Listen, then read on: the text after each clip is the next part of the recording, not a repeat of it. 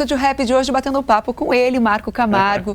Vou repetir, produtor, compositor, apresentador, pai de 3 filhos, morador de Alphaville, empresário, enfim. Marco, conta... Apenas um homem de Deus. Ó, você tem muita fé, Marco? Muita fé. É mesmo? Você é cristão? Eu sou católico, praticante, vou na missa todo domingo, tento comungar.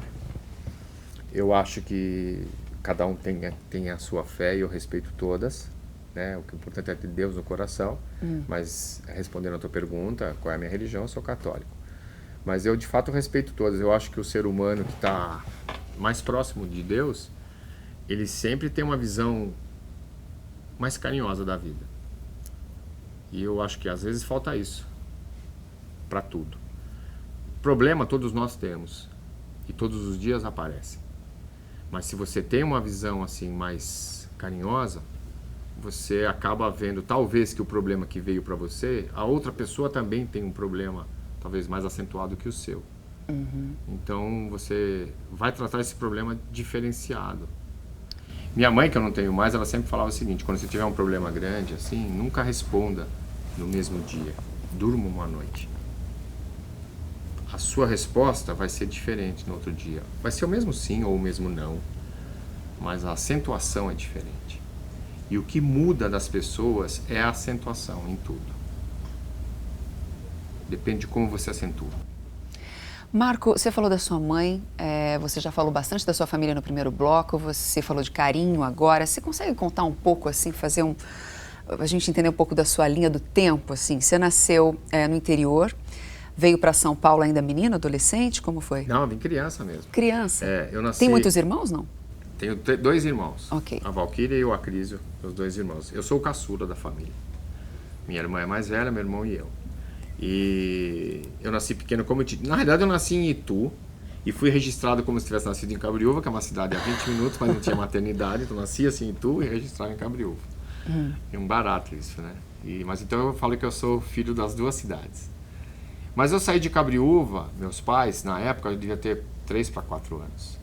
E nessa época a gente foi para Santos, que meu pai trabalhava com alfândega. Nessa época ele foi para a alfândega dos portos.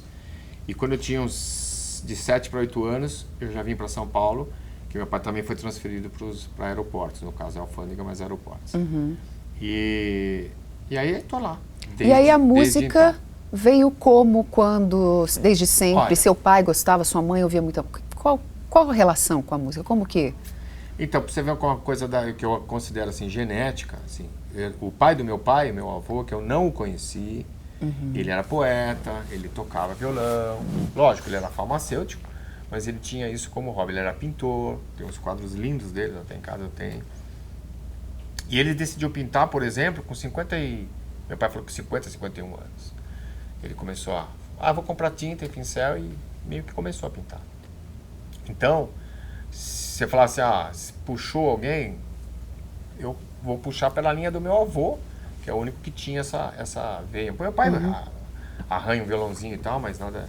Agora, como é que eu comecei? Por isso que eu falo que a pessoa nasce.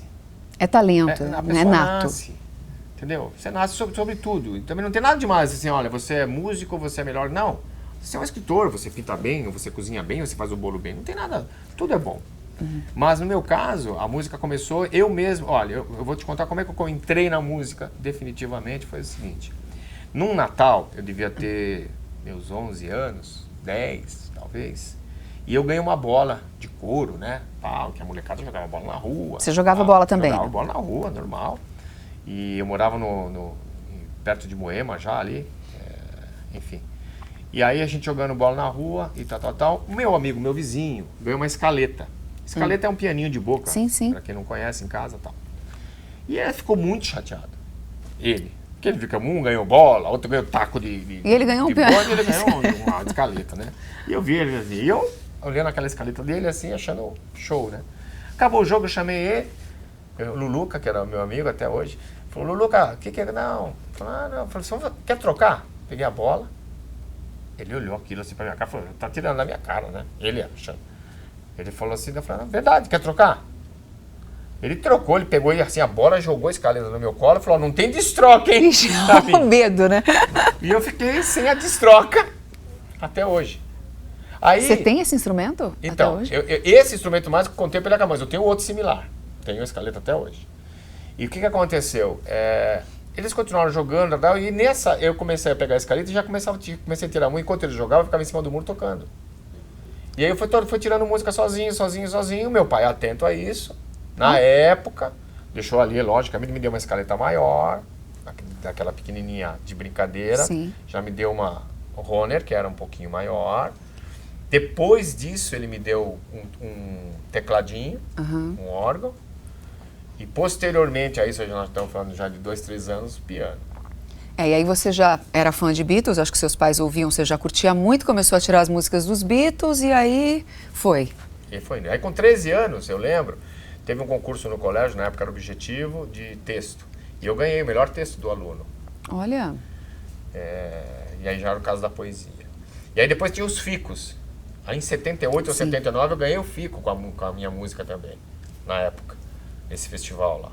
E mais um incentivo. E aí eu comecei a ir nos festivais. Então, tinha festivais no interior de São Paulo e meu pai ia comigo. A gente dormia às vezes naqueles hotelzinhos de caminhoneiros ótimos, que você tinha que tomar banho de chinelo de borracha, que era o mesmo no corredor para os quartos todos.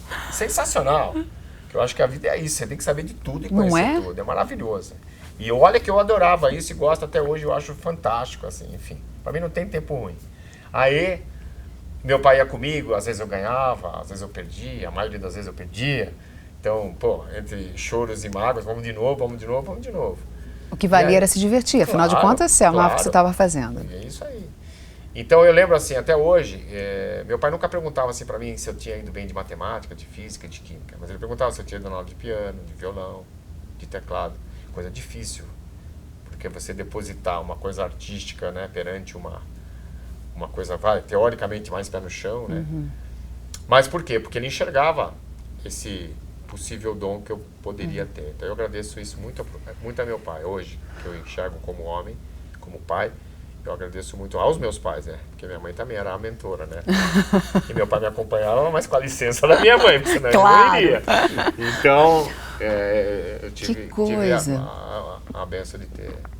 De ter tido esse suporte todo, né? Que é muito importante. Dois pais maravilhosos. Que assim, bacana. como família também, né? Bom, e depois disso aí, enfim, muita gente já começou a acompanhar, então, a sua carreira. Além de compor para muita gente, você produziu muita gente de nome. Aí, claro, você citou no primeiro bloco Roberto Carlos, Ivete Sangalo, quem mais? Vamos só um pouquinho. Sandy, Paulo Ricardo, Ed Mota, Xuxa, Chico César. Nossa, Daniel. muita gente. Resumindo, muita gente. Tá, e como é que você se sente depois de trabalhar com tanto nome de peso, de ter tanta história para contar? O que isso tudo representa para você? Representa que eu sou um eterno aprendiz. Cada pessoa que eu estou maravilhosa, eu sei que ele sabe mais do que eu. E eu tento tirar um pouquinho daquela sabedoria e botar na minha caixinha. Aliás, você ganhou 2 prêmios muito importantes, né? 2 prêmios Grammys, né? De melhor produtor. E hoje você, inclusive, você também foi convidado a ser um jurado latino-americano, não só do participar, Ídolos, não só do Ídolos. O Ídolos eu fiz aqui no Brasil pela Fremantle, né? Que eu sou contratado primeiro da Fremantle, que é multinacional. E aí depois que eu estava no júri do Ídolos, que passei a ser diretor da Rede Record, hoje não mais, durante 5 anos fui diretor musical da rede. E nessa época que eu estava fazendo Ídolos, no 2º ano, eles me convidaram para ser do júri do Latin American Idols, que é o Ídolos para Latinoamérica. Mas eu já estava diretor da Rede Record e também com outras coisas aqui, meus estudos, artistas que eu já produzo, graças a Deus. Então, para mim era uma mudança muito grande. Fiquei muito honrado pelo convite, mas eu entendi que naquele momento não era bom para mim. Então eu acabei ficando aqui e não me arrependo, que o Ídolos foi um sucesso, né? 5 anos, depois 3 anos a mais, aí que foi um sucesso maravilhoso. E também com as coisas que eu sou apaixonado, como que outras coisas, que nem o Bar do Alemão. Então, isso é tudo. Você tem uma paixão também que são carros, né? Adoro carros. Adoro carros. Nossa, até uma coisa que eu penso sempre assim, se eu mexer com carro, eu também acho que posso ser... quando eu falo dar certo, não é simplesmente a coisa de faturado, não é isso. É dar certo naquela coisa da satisfação empatia, profissional. Satisfação, entendeu? Acordar de manhã e falar que delícia. Entendeu? Eu acho assim que algo que fosse relacionado a carros, eu também acho que daria certo. Então, assim, eu sou apaixonado por carros, sou apaixonado por comida, o Bar do Alemão, que todos estão convidados para comer o filé parmegiana. E música, música, na realidade, é vida.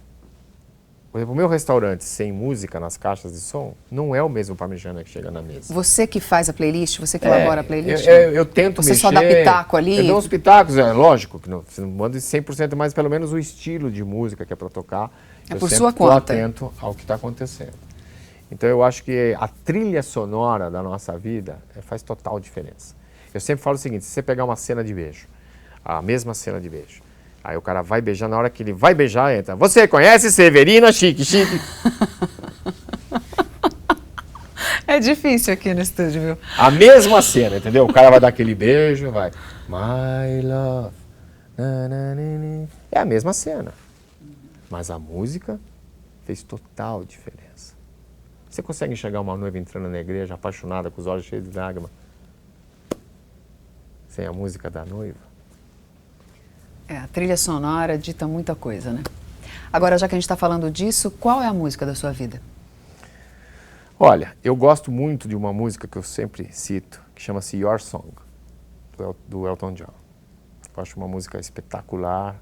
Agora, a música, ela é são vários fatores, né? Que nem receita de bolo, assim. Então, ela tem a melodia, o arranjo, a forma que o cantor cantou. E o Your Song já foi regravado por inúmeros artistas e muitos eu não gosto. Estou falando especificamente essa original, cantada pelo Elton John, que também eu acho que foi no momento que ele estava sentindo a música mesmo. Porque às vezes você grava a mesma música com o mesmo artista, ela não é a mesma música. Ela é diferente. Então vai muito de como a tua alma está cantando naquele momento. E isso é o que faz a parte do produtor. É conversar com a alma. E aí a alma cantar mais que você. Marco, infelizmente a gente não tem mais tempo. Muito obrigada pela sua visita. Portas abertas do Alfatiano sempre que você quiser tomar um café aqui com a gente. Obrigada. Muito obrigado, viu? E muito sucesso aí. Vou passar lá no Bar do Alemão para comer mais um pouquinho daquela Você parmegiana. e todo mundo que está nos assistindo. Espero vocês lá.